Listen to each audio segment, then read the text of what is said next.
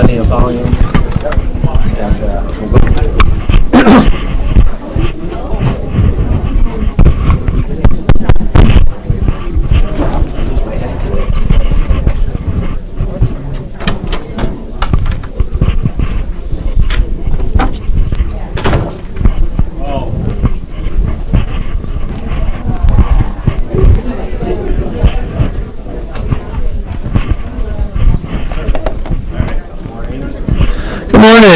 Good morning.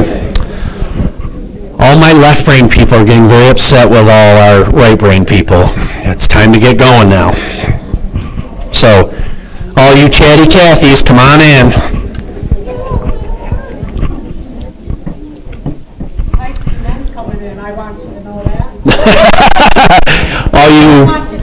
All you chatty Carls. Talkative Tims, I don't know, I can come up with a few. Oh man, good stuff. So this morning's going to be a little bit different. Every once in a while I like to break out of the routine just because I like to. And I've got a video. We're going to watch a little bit of a video. It's about 18 minutes. It's just spectacular, so I'm excited to show it to you. And then I'll follow it up just about 5 minutes of wrap up. But excited to show it to you. It's one of my absolute favorite Bible teachers who goes on site in Israel and in Greece and travels, and he'll take and like scriptures that you have read, he'll go to the spot where they were. And so when they were referencing this or they were referencing that, he'll go, that's what he was talking about. Right there's the column. Right there's the... And so it's really neat when this guy does this. It's so interesting to me. It brings it to life in a different kind of way. But before that, I do have a few jokes. No puns today. A little bit different. Well, maybe one, but there's been a lot of political hubbub going around there's always political hubbub going on since Trump's been in, but whether bad or indifferent, I don't care. So I got just 3 for you, and one's a political one, but here we go. I cannot stand people who disagree with me on the issue of Roe versus Wade, which I believe is about the proper way to cross a lake. You guys already were like ready to go at me. All right, you got to follow this one. A woman in a hot air balloon is lost, so she shouts to a man below, "Excuse me, I promised a friend I would meet him, but I have no idea where I am." "Well, you're at 31 degrees, 14.57 minutes north latitude, 100 degrees, 49.09 minutes west longitude," he replies. She says, "You must be a Democrat." He says, "I am. How did you know?" "Because everything you told me is technically correct, but the information is useless, and I'm still lost. Frankly, you've been no help." To which the reply comes, "Well, you must be a Republican." "Well, yes. How do you know?" "You've risen to where you are due to a lot of hot air. You made a promise you couldn't keep, and you expect me to solve your problems. You're in exactly the same position you were before we met, but somehow now it's my fault." It's good, right, John? Oh, that one makes me laugh. It's pretty accurate sometimes.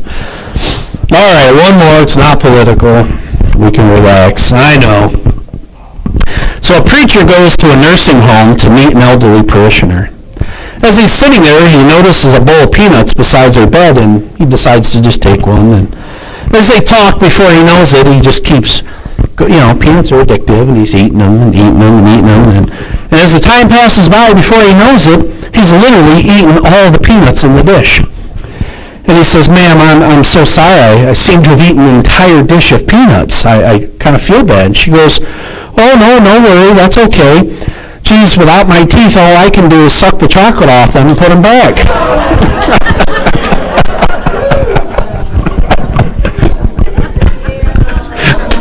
That's horrible. So I'm guessing they weren't salty at all. He said not gross. Some people are horrified. Some people are chuckling. All I can say is pray for me. That's it. That's all I can say. just pray for me. But hey, without further delay, I'm going to go ahead and shut the lights down and just watch this video, and I'm going to come back up, but I really think you're going to enjoy it. He's talking about, in Scripture, where we're referred to as living stones. And so that's the focus of this, and just let's watch it together.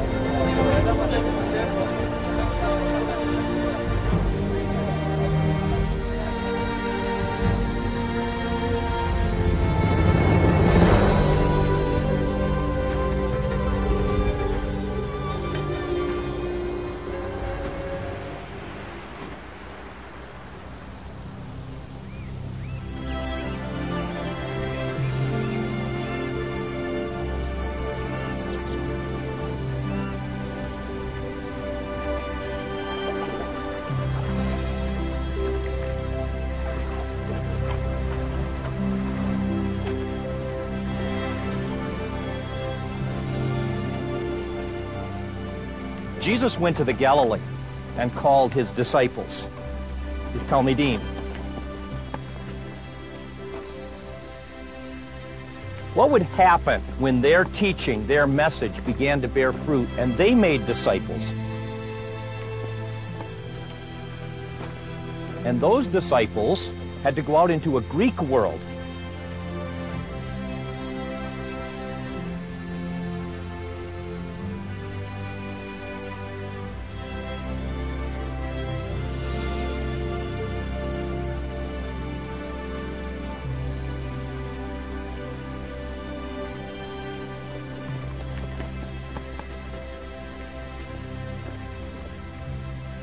Those early believers didn't come here just with a great new message.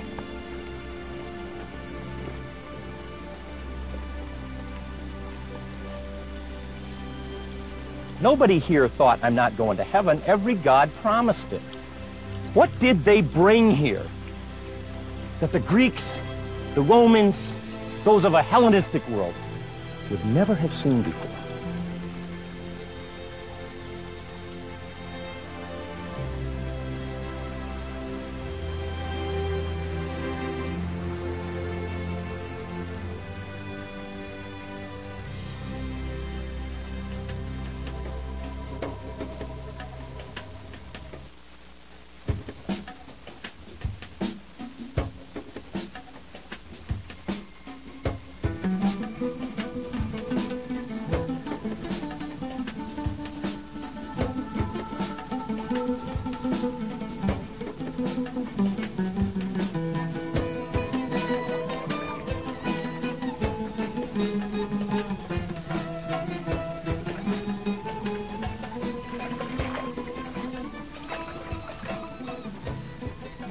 Here,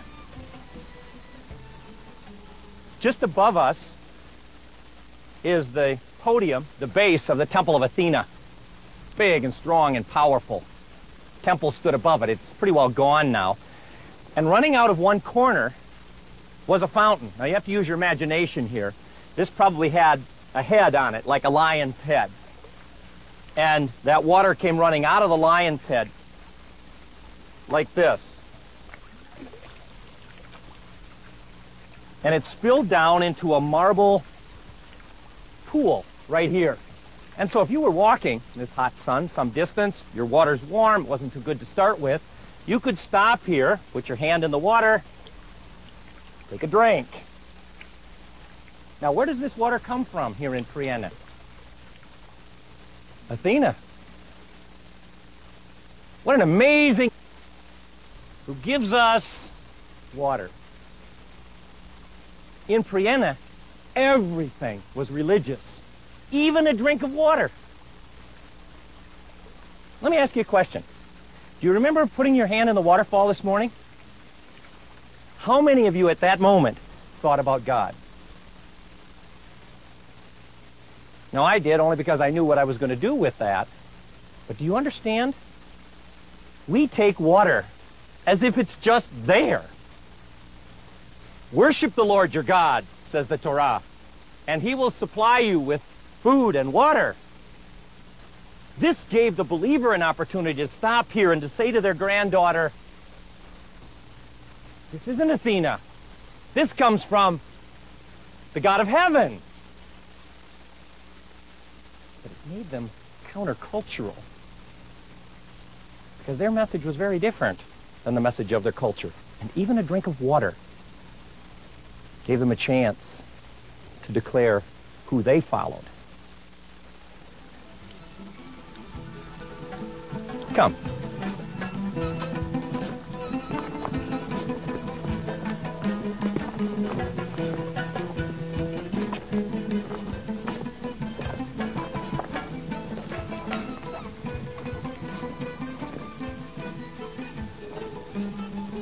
Well, fellow house church members, disciples, we've arrived at what must have been the pride of Priene. The 4th century BC, the Greek people who lived here hired one of the great architects of the ancient world, a man named Pytheas, known as the architect of one of the 7 wonders of the world, the mausoleum of Halicarnassus, to build them a temple to their goddess Athena. And this is what he came up with. A stunningly beautiful temple designed a lot like the Parthenon in Athens. It begins with a magnificent gate called a propylaeum, been covered with marble, gone today, but imagine it. You enter the gate and you came to a huge altar designed like a throne that you entered climbing the stairs. The marble carvings on it, which are gone and in a museum today, are considered some of the finest artwork ever found. And then this temple, look at it. A row of columns all the way around the outside made of that bluish white marble. Faded today, of course, discolored, but imagine then when they stood there white and strong and beautiful. And inside of that row of columns, the temple building itself, starting out there with the pronaos, where the priest was and where the worshipers could gather just between the altar and here. And then in this area, the naos, we might say Holy of Holies, where the goddess herself was placed. And on the podium here in front of you, the statue, more than 20 feet high, this dramatic, beautiful statue of Athena, maybe in shining marble, maybe in marble covered with gold leaf, we don't know for sure. Facing east, of course, so that in the morning when the door was swung open, that gigantic door, even in the distance, you could see this goddess in all her glory in the early morning sunlight. I don't know if you can even comprehend what this thing looked like originally. You could have seen it miles out to sea. Huge, world famous, the Temple of Athena in Priene. Around the outside were buildings, like a colonnaded area on this side and back, and on this side. In those colonnades were all the things temples provided. Food from the sacrifices, probably without charge. Clothes, possibly, for people who were poor. I've even heard of daycare that temples provided. Medical care, in some cases free medical care was provided by those temples for the community. So people loved their goddess. They believed in what she provided, and they created for her this unbelievable monument of her greatness.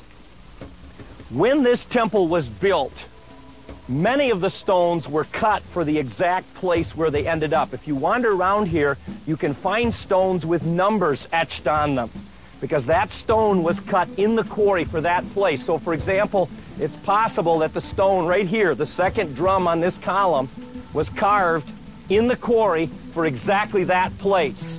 And that one for there, and that one for there, and the frieze in front for there, so that each stone had its place.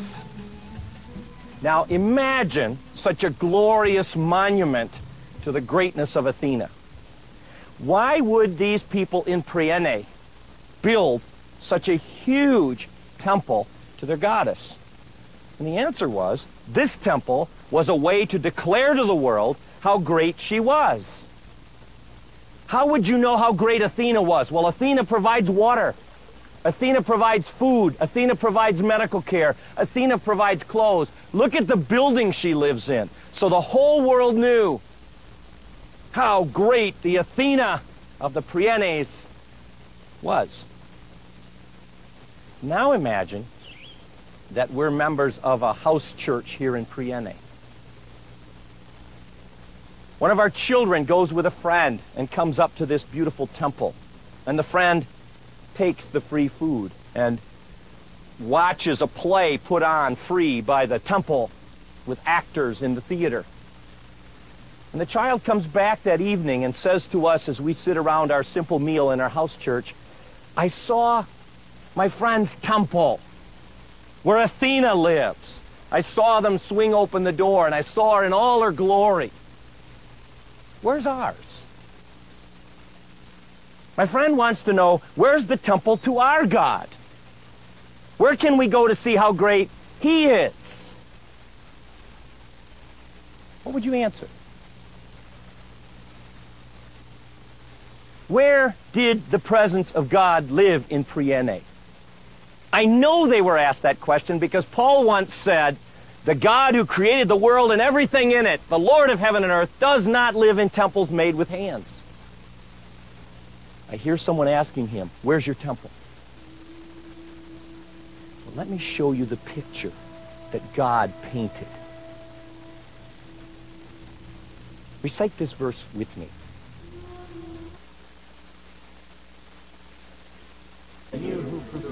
And seek after God